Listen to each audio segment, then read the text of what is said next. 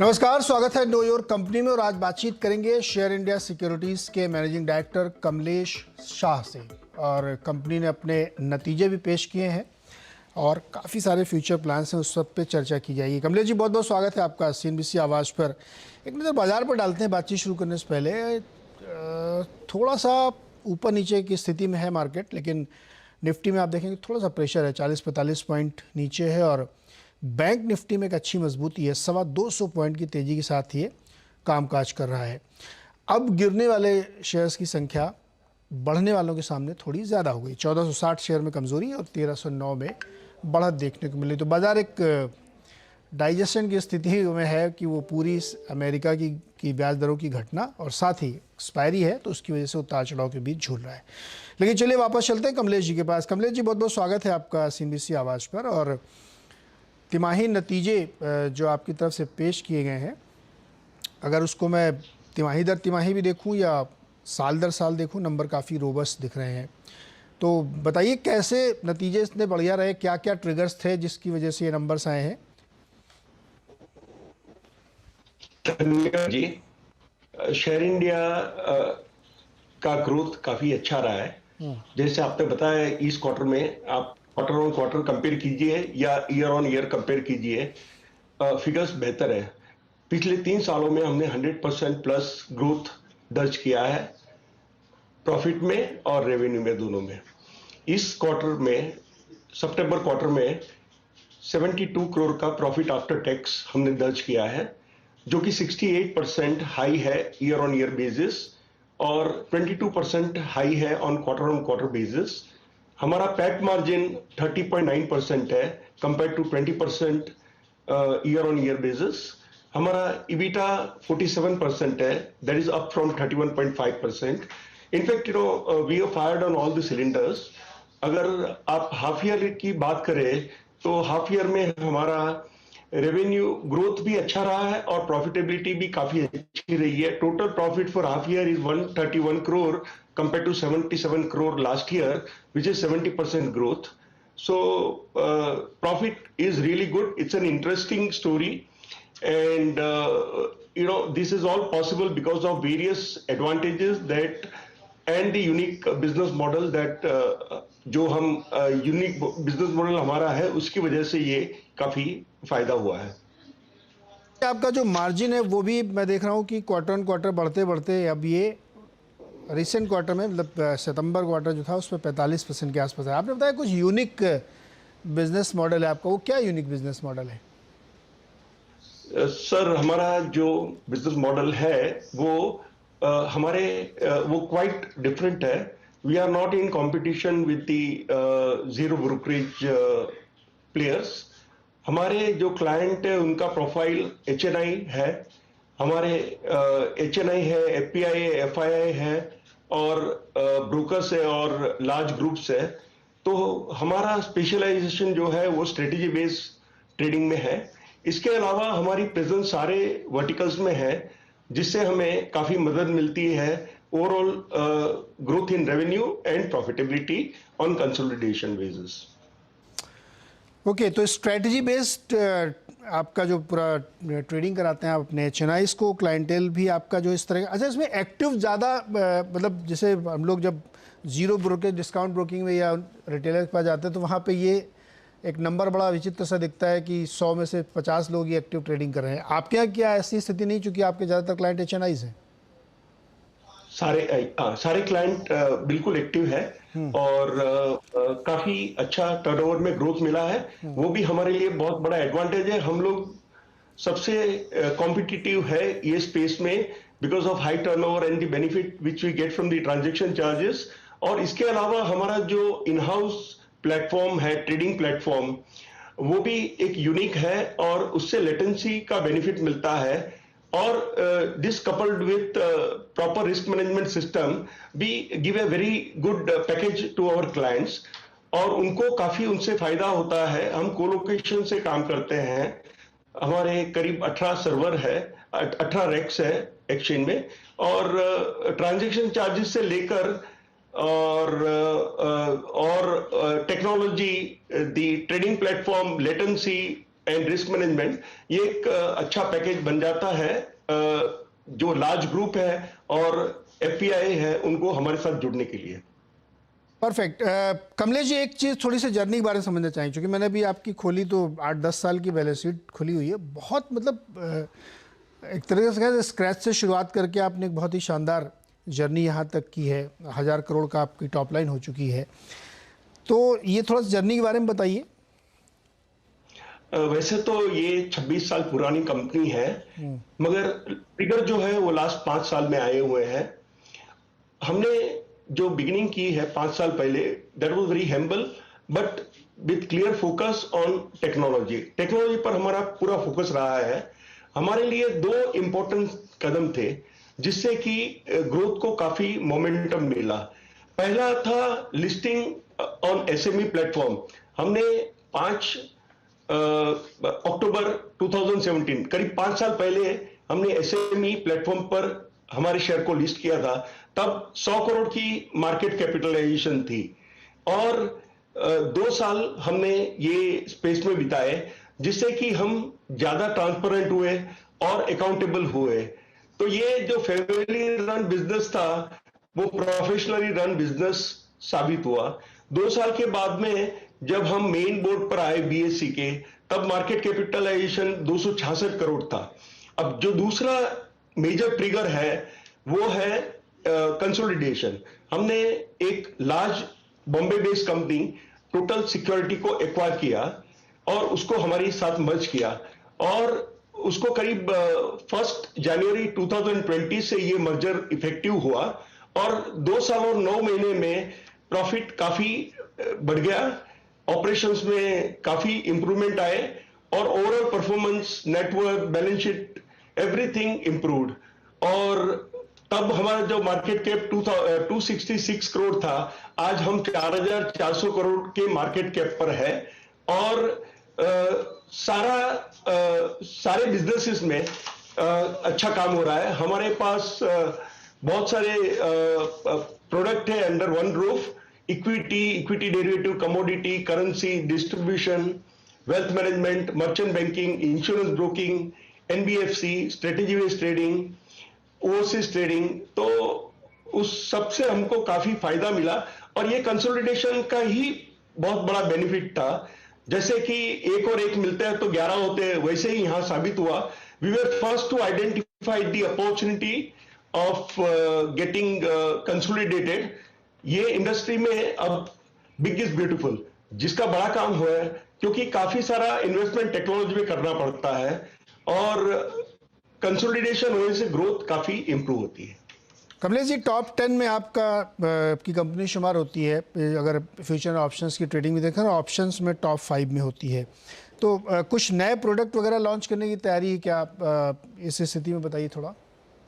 बिल्कुल हम disruptive strategy से चलते हैं और हमारे यहाँ आर्टिफिशियल इंटेलिजेंस और मशीन लर्निंग का भी काफी उपयोग होता है सारी स्ट्रेटेजी बेस्ड ट्रेडिंग में।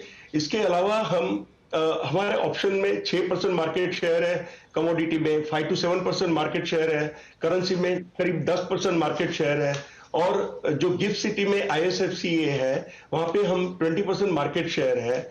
वहां पे SGX Nifty is going to start trading, तो उसका भी हमें काफी लाभ मिलेगा। और सारे नए प्रोडक्ट जो आते हैं और हम रिटेल में भी जा रहे हैं विथ डिफरेंट और यूनिक प्रोडक्ट को लेके। हमने अभी एक high tech internet based platform provide किया है रिटेल कस्टमर के लिए और आगे जाके हम अल्गो रिटेल कस्टमर के लिए लाना चाहते हैं। तो काफी यूनिक और प्रोडक्ट्स शामिल होंगे जिससे कि एक ग्रोथ मोमेंटम जारी रहेगा। टेल के लिए भी एल्गो आप लेके आने वाले हैं? रिटेल के लिए अल्गो लेके आएंगे।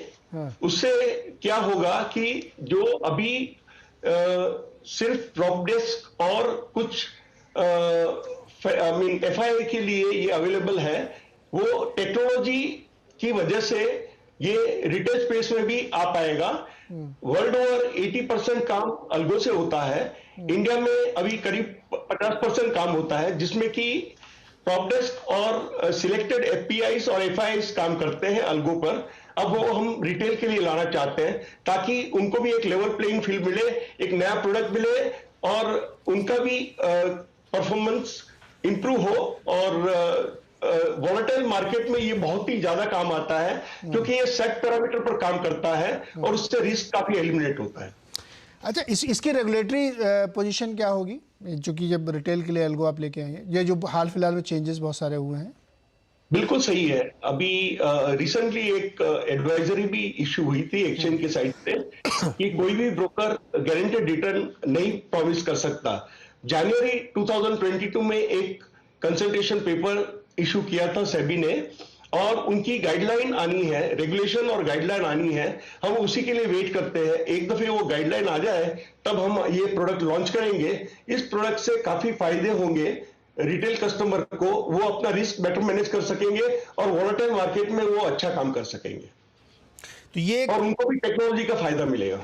तो बेसिकली यही आपके लिए एक बड़ा जो है ब्रेक थ्रू है, रोड अहेड जिसको आप कह सकते हैं कि एक बड़ा डिसरप्शन आप करने की तैयारी में है और जिसमें रेगुलेटरी अप्रूवल लिए जाएंगे, राइट सर? अच्छा, मुझे कमलेश जी एक चीज़ और बताइए, एक कंपनी आपने एक्वायर की थी यू ट्रेड करके, जो टेक्नोलॉजी प्रोवाइड करती है और जिसकी वजह से बहुत बड़ा आपको शायद बेनिफिट हुआ होगा, उसके बारे में बताइए, वो क्या बेसिकली क्या करती है यू ट्रेड? बिल्कुल सही क्वेश्चन है। देखिए, हमारा पूरा फोकस टेक्नोलॉजी पर रहा है पहले से। हम लोग फिनटेक ब्रोकर है और टेक्नोलॉजी पर हम ये मानते हैं कि टेक्नोलॉजी अगला ग्रोथ ड्राइवर होगा और टेक्नोलॉजी से ही हमें काम करने मिलेगा। During COVID period, we could work very effectively from home as well as from office and could provide seamless services to our client. वो ये टेक्नोलॉजी की वजह से सारी चीज मुमकिन है। हमने यूटेड को एक्वायर किया था इसी पर्पज से कि हमारी टेक्नोलॉजिकल स्ट्रेंथ बढ़े। ये जो हम अल्गो बेस्ड प्रोडक्ट लाना चाहते हैं वो उनके पास रेडी प्रोडक्ट अवेलेबल है। इसके अलावा हमने एक अल्गो वायर करके कंपनी है, उसको भी हमने एक्वायर किया था लास्ट ईयर, जो हमें इन हाउस सॉफ्टवेयर प्रोवाइड करती है जिससे कि हमारे सारे स्ट्रेटेजी बेस्ड प्लेटफॉर्म उसी वजह से चलते हैं और ये यूनिक है, ये मार्केट में अवेलेबल नहीं है। ये शेयर इंडिया का यूनिक स्ट्रेंथ है जो हम हमारे क्लाइंट को प्रोवाइड करते हैं और क्लाइंट को इससे काफी फायदा होता है लेटेंसी में, रिस्क मैनेजमेंट में और वॉल्यूम ग्रोथ में भी। एक लास्ट क्वेश्चन और सर आपसे बनता है कमलेश जी, चूंकि ट्रेडर्स या जो डीमैट अकाउंट है उनकी संख्या बहुत बढ़ी है, 10 करोड़ तक पहुंच गए हैं और एक ताज़ी रिपोर्ट आई है मॉर्गन स्टैनली की जो कह रहा है यहाँ से भी मार्केट कैप डबल हो जाएगा। तो ये आप लोगों के लिए बहुत अच्छी खबर है कि नंबर ऑफ ट्रेडिंग अकाउंट्स लगातार डीमैट्स बढ़ते जा रहे हैं। तैयार है आप उसके लिए पूरी तरीके से इस अपॉर्चुनिटी ग्रैब करने के लिए? बिल्कुल बिल्कुल सर, मैंने भी ये रिपोर्ट पढ़ी है। मॉर्गन स्टैनली ने कहा है कि एक डिकेड में इसमें एक डिकेड में India will transform from next India to new India और ये थर्ड लार्जेस्ट इकोनॉमी बनेगी विथ 7.5 ट्रिलियन ऑफ जीडीपी और 10 ट्रिलियन ऑफ मार्केट कैपिटलाइजेशन। तो ये इसका जो थीम है वो बहुत ही सुंदर है और ये बहुत ही एप्लीकेबल है। ये कहते हैं कि India will become factory for the world, India will become office for the world and India will become consumer for the world. इससे हमारे ग्रोथ मोमेंटम को काफी फायदा होगा।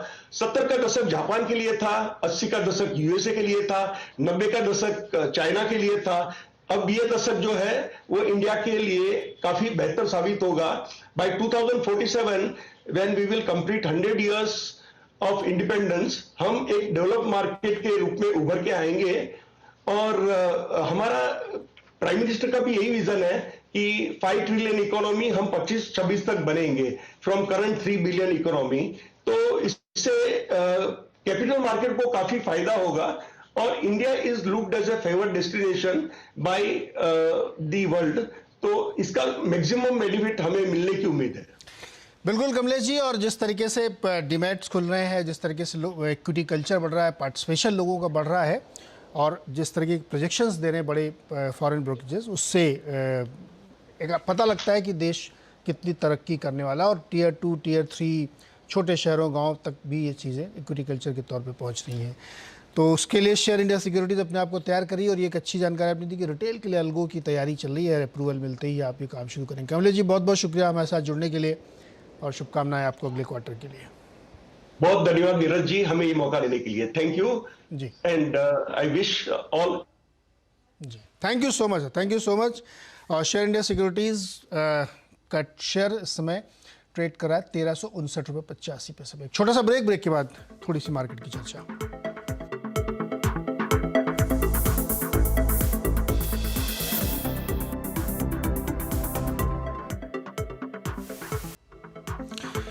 स्वागत है एक बार फिर से आपका। और मार्केट सिर्फ 33 पॉइंट कमज़ोर है। निफ्टी में एक बढ़िया सी रिकवरी देखिए, लास्ट में जो ऊपर की तरफ रुझान दिख रहा है वैसे दिख रहा है कि अच्छी रिकवरी बन रही है। और बैंक निफ्टी तो शुरू से ही मजबूत 270 पॉइंट तेजी बना हुआ है। गाबा सर जुड़े हुए हैं। गाबा सर, रिकवरी का फायदा उठाना चाहिए क्या? बिल्कुल बिल्कुल उठाना चाहिए। मुझे लगता है निफ्टी और बैंक निफ्टी दोनों में तेजी है। निफ्टी का 18,150 तक जा सकता है। रेंज अच्छा, जो स्ट्रॉन्ग रेसिस्टेंस था उसके ऊपर ही ट्रेड कर रहा है निफ्टी तो ऊपर लगता ही है। और बैंक निफ्टी की बात करें तो बहुत ही स्ट्रॉन्ग सपोर्ट जोन 41,400 के आसपास है। पॉसिबल है कि 41,700 टू 800 ये एक जोन है, वहां तक जा सकता है। वीकली एक्सपायरी इसलिए वो ज्यादा शॉर्ट कवरिंग आ सकती है। ओके गबा सर, कई सारे स्टॉक्स हैं जो फ्यूचर्स मार्केट में बहुत बढ़िया मोमेंटम दिखा रहे हैं, जिसमें से नतीजों वाला एक स्टॉक है महिंद्रा एंड महिंद्रा फाइनेंशियल्स, 11.5% ऊपर है। क्या इसमें अभी भी दम है कि और ऊपर जा सकता है ये? आपको ये चार्ट मुझे ख्याल से हायर टाइम फ्रेम पे देखना चाहिए। उसके हिसाब से आप ट्रेड कर रहे हैं 216 में एमएनएम फाइनेंशियल, मुझे 230 नजर आता है। हो सकता है थोड़े उसे वक्त लगे, कल परसों ना हो, लेकिन यस खरीदने का मौका है। प्रॉब्लम आता है कहाँ स्टॉप किधर लगाए। प्रॉब्लम में स्टॉप लगाइए 200 के नीचे, अब 216 पर 15 करीब 7.5% स्टॉप है, लेकिन उतना ही जरूरी है, उससे कम चलेगा नहीं स्टॉप, तो ले लेना चाहिए और थोड़ा होल्ड कीजिए। ऐसा बनेगा ना, पैसा बनना चाहिए, बस पैसा बनना चाहिए। गाबा सर, पिरामल एंटरप्राइजेस पे भी जरा नजर डालिए, इसमें भी अच्छी खासी तेजी बनती हुई दिख रही है। क्या रुझान बन रहा है इसमें आपके हिसाब से? ये मेरे शॉर्ट लिस्ट में था स्टॉक, ये अभी भी है। ये स्टॉक का लगता है ये बॉटम आउट हो चुका, ऐसा संदेश दे रहा है। पॉसिबल है कि यहाँ से एक अपमूव मिलना चाहिए पिरामिड एंटरप्राइज। अगर ऐसा कुछ होता है तो एक अपमूव मिलेगा। मेरे ख्याल से लेने की जगह अच्छी है। 840 850 का स्टॉप लगाना चाहिए। थोड़ा वक्त दीजिए, ये 900 की पर चला जाएगा। एक बार 900 चला गया तो 970 भी पॉसिबल है। ये मैंने हायर टाइम के फ्रेम के हिसाब से बता रहा हूँ, बहुत ही स्ट्रेच हो चुका है डाउन से, इसको बाउंस प्ले करना चाहिए reverse. Gaba sir, quickly Bank of India पे नज़र डालिए। पिछले 1 घंटे में अच्छी खासी इसमें एक रफ्तार बनती दिख रही है। ये देखिए 64 रुपये 35 पैसे पे ट्रेड कर रहा है और लास्ट 1 आवर में इसमें 4.5% की तेजी है। नतीजों का असर है क्या ये? पता नहीं क्या असर है, लेकिन आज एंटायर पीएसयू बास्केट अच्छा चल रहा है, चाहे वो बैंक ऑफ इंडिया हो, बैंक ऑफ बड़ौदा हो, पंजाब नेशनल बैंक हो या state bank of India. Canada bank भी अच्छा चल रहा है, तो एंटायर पीएसयू बास्केट अच्छा चल रहा है। आपने बात की है बैंक ऑफ इंडिया की, ट्रेड कर रहा है 64 पे, अपमूव ऑन है। ये टारगेट करीब 70 के हो सकते हैं आते दिनों में, स्टॉप होगा 62 का बैंक ऑफ इंडिया। ओके तो इसमें भी अच्छा रुझान बना हुआ है पीएसयू में। और वीरू जुड़ चुके हैं अगले तैयारी शो की। वीरू, बैंक निफ्टी तो बहुत ही मजबूत है और निफ्टी में भी अच्छी खासी रिकवरी। क्या टारगेट आप रख रहे हैं, क्या नज़र है आपकी? जी हाँ, गदगद है निफ्टी बैंक। नीरज जी 2 दिन से दुखी था और आज अगर आप देखें स्ट्रॉन्ग पुल बैक का। हालांकि अभी भी अगर आप देखें इंडिसेस जो है नीरज जी, स्पेशली निफ्टी, क्योंकि आईटी थोड़ा पेन में है तो वो निफ्टी का अपसाइड रेस्ट्रिक्ट कर रहा है। निफ्टी अभी भी अगर आप देखें अपने जोन में 18,000 के पुट राइटर और 18,100 के कॉल राइटर के बीच में झूल रहा है। तो लगता है नीरज जी कि इसी रेंज में ये एक्सपायरी संभव है, क्योंकि ऑप्शन राइटर्स ने ग्रिप कर लिया है अब दोनों ही इंडिसेस को। नीरज जी, और इस बीच देखिए HPCL हिंदुस्तान पेट्रोलियम के नतीजे आए, कंपनी मुनाफे से घाटे में आ चुकी है, लेकिन स्टॉक ऊपर है। देखिए ये बहुत ऑब्वियस सी बात थी कि जिस तरीके की अंडर रिकवरी है, आज सुबह हम लोग चर्चा कर रहे थे कि 20-25 रुपये पर लीटर की अंडर रिकवरी चल रही है और सरकार सोच रही है कि इनको कुछ मदद दी जाए। तो नतीजे जो है बिल्कुल वैसे ही हैं कि कंपनी फ़ायदे से नुकसान में गई, लेकिन चूंकि एक्सपेक्टेड लाइन में था तो इसलिए स्टॉक वैसे ही रिएक्ट करते हुए यहाँ पे दिख रहा है। और कंपनी पिछले एक लंबे समय से उसने एक बहुत बड़ा करेक्शन देखा है। 217 रुपये अभी ट्रेड कर। सुबह मुझे ध्यान है सरवेंद के साथ चर्चा हो रही तो इसको कह रहे थे कि काफ़ी करेक्शन हो चुका है। ये देखिए 2172 करोड़ का घाटा हुआ है, हालांकि जितना अनुमान लगाया गया था उससे कम है। ये ध्यान रखना चाहिए कि इन तीनों ही ऑयल कंपनीज़ को एलपीजी के लिए अंडर रिकवरी जो थी उसके कुछ पैसे दिए गए थे। इसकी वजह से इनका जो एक्सपेक्टेड लॉस था उसके सामने कम घाटा देखने को मिल रहा है, जबकि अनुमान था कि 9,000 करोड़ घाटा होना चाहिए, लेकिन घाटा 2,200 करोड़ का है। लेकिन फिर भी मुनाफे से कंपनी घाटे में आई है, तो HPCL पर नज़र रखिएगा। चलिए एक फटाफट ब्रेक लेते हो, ब्रेक से जब लौट के आएंगे तो फिर वीरेंद्र अनुज आपके लिए मिलकर बनाएंगे कमाई के अड्डे में 6 स्ट्रेटजीज।